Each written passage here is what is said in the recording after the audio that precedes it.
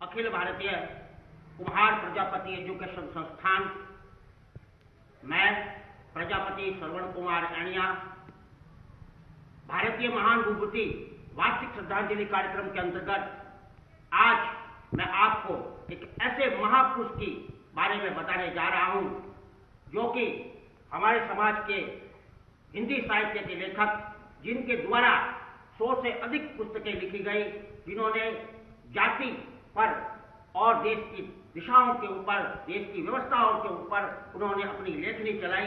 ऐसे अद्भुत लेखक और कुशल संपादक हमारे समाज के संत राम बीए के बारे में हम आपको बताने जा रहे हैं।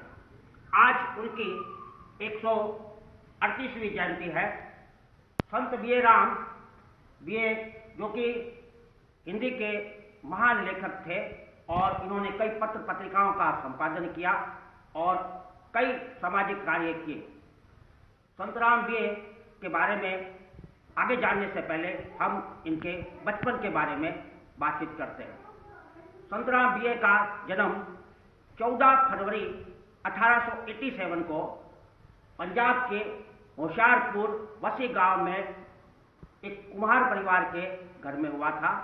इनके पिता का नाम रामदास और माता का नाम मालानी देवी था। ये बचपन से ही सामाजिक कार्यों में बहुत रुचि रखते थे और इन्होंने अपनी प्रारंभिक शिक्षा बिंजवाड़ा स्कूल से, जो कि इनके गांव के पास में थी, उनसे प्राप्त की। 1909 में उन्होंने लाहौर से बीए की डिग्री प्राप्त की। उस जमाने में बीए पास करना बहुत बड़ी बात समझी जाती थी, इसलिए इनके नाम के पीछे संत राम बीए लिखा गया। बीए की डिग्री करने के बाद संत राम बीए, जो कि अमृतसर के चांबल गांव में मिडिल स्कूल के प्रधानाचार्य नियुक्त किए गए। उन समय उनका विद्यालय में मन नहीं लगा और उन्होंने इस कार्य को छोड़कर 1913 में इस कार्य को छोड़कर समाज और देश की आज़ादी के लिए वह आगे बढ़े। संत राम बीए ने कई पुस्तकें लिखी। संत राम बीए का साहित्य कद इस बात से अनुमान लगाया जाता है कि एक इनकी पुस्तक कामकुंज, जो कि 1929 में इन्होंने लिखी थी, उसका प्रकाशन प्रेमचंद ने किया था, जो कि लखनऊ के नवल किशोर प्रेस में छपी थी। एक अच्छे अनुवादक भी थे। इन्होंने अल-बुरूना का भारत का अनुवाद किया था, जो इंडियन प्रेस प्रयाग के 4 भागों में छपी थी। इन्होंने कई पुस्तकें लिखी, जैसे स्वदेश विदेश, ठीक है, और भारत की यात्रा, पंजाब की कहानियां, युगांतर आदि कई पुस्तकों का इन्होंने लेख किया। इन्होंने कई पत्र पत्रिकाओं का संपादन किया। उस जमाने की मानी हुई पत्र पत्रिकाओं में इनके लेख छपते थे। इन्होंने क्रांति, युगांतर, विश्व ज्योति, उषा जैसे पत्रिकाओं का संपादन किया, जो कि उस समय की क्रांतिकारी पत्रिका थी, जो कि जाति के ऊपर ये लेख लिखती थी। संत राम बीए एक साधारण परिवार से थे। इनके पिता की पहले पत्नी के देहांत होने के बाद इनके पिता ने दूसरी शादी की। संत राम बीए कहते हैं कि मेरे पिता की पहली पत्नी की 2 संतान थी, उसके बाद में दूसरी पत्नी से 5 संतानें हुई। इस प्रकार संत राम बीए के कुल 7 भाई बहन थे। ब्रिटिश भारत के ये ग्रेजुएट थे। संत राम बीए जो कि हमारे समाज की महान विभूति है। ऐसे समाज सेवी जो कि हमारे समाज में मिलना बहुत ही कम है, जो कि लेखनी की दुनिया में आगे की तरफ बढ़े। संत राम बीए ने अपनी पहली पत्नी से एक पुत्री को जन्म दिया। उनके मित्र राहुल, जो आर्य समाजी थे, उन्होंने बताया कि इनकी पत्नी सुबह घर का कार्य करके गाय भैंसों को चराकर गायों का दूध निकालकर थोड़ी देर बाद पता चलता है कि एक पुत्री को जन्म दिया। तो उनके मित्र राहुल ने उनकी पुत्री का नाम गार्गी रखा। एक इनके पुत्र हुआ था, जो कि कुछ समय बाद उसकी मृत्यु हो गई थी।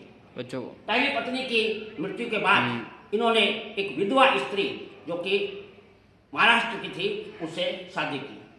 संतराम बीए ने हिंदू समाज में फैली हुई रूढ़िवाद, जाति प्रथा, पाखंडवाद पर कई लेख लिखे।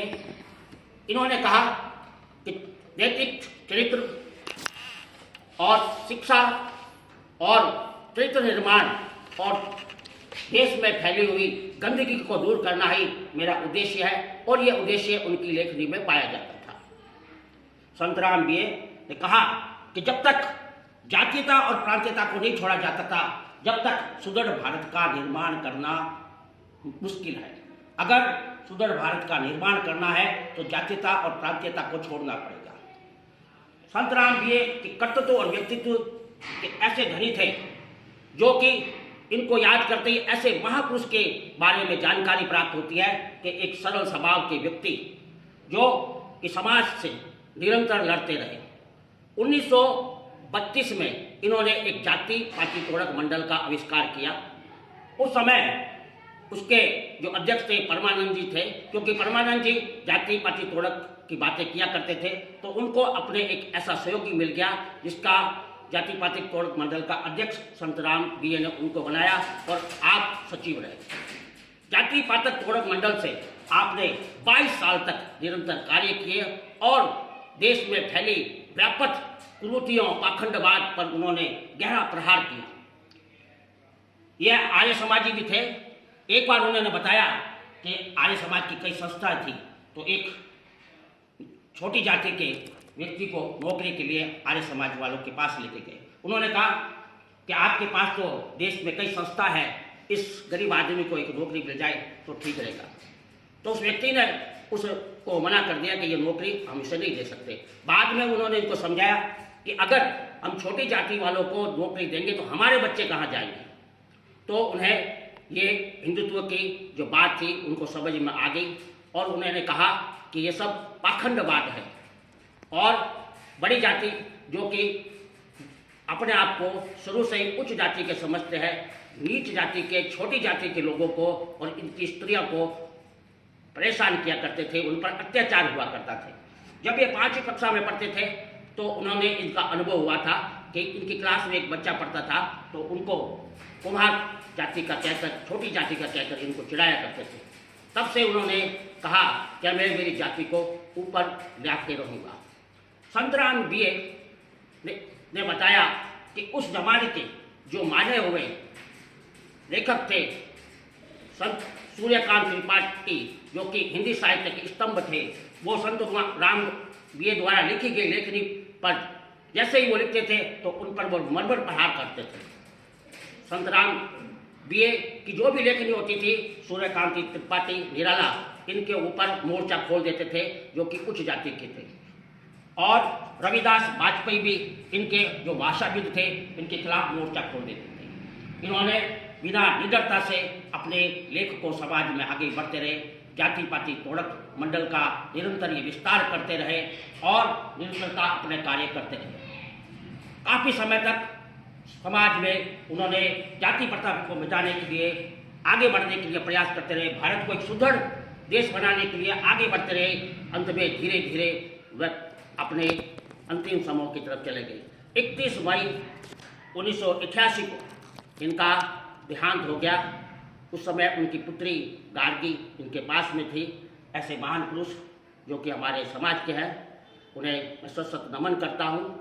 हमारी संस्था द्वारा समाज में एक महापुरुषों की जयंती मनाई जाती है ताकि प्रजापति समाज को महापुरुषों के बारे में जानकारी प्राप्त होती रहे।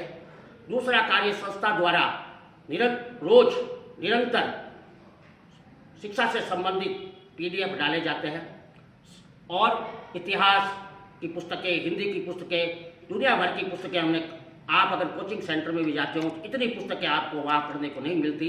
तो इस एजुकेशन ग्रुप द्वारा मैंने काफ़ी मात्रा में किताबें, जो कि पूरी किताब की किताब है, मैंने PDF भेज दिया और निरंतर जो अखबार की कटिंग होती है या जो बड़े अखबार है हिंदुस्तान के, उसके PDF भेजते रहते हैं।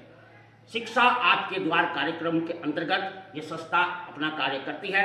दूसरा कार्य ये महापुरुषों की जयंती बनाना। तीसरा कार्य इस संस्था का यह है कि जैसे ही हमारे शहर में कोई भी सरकारी कर्मचारी आता है या अच्छे पद का आता है तो इस संस्था द्वारा उसका मान सम्मान किया जाता है।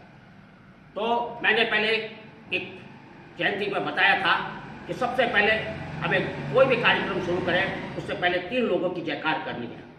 पहले दक्ष महाराज प्रजापति की जय हो, श्रिया देवी माता की जय हो, संत गोरा कुमार की जय हो। यह कार्य आपको निरंतर जारी रखना है।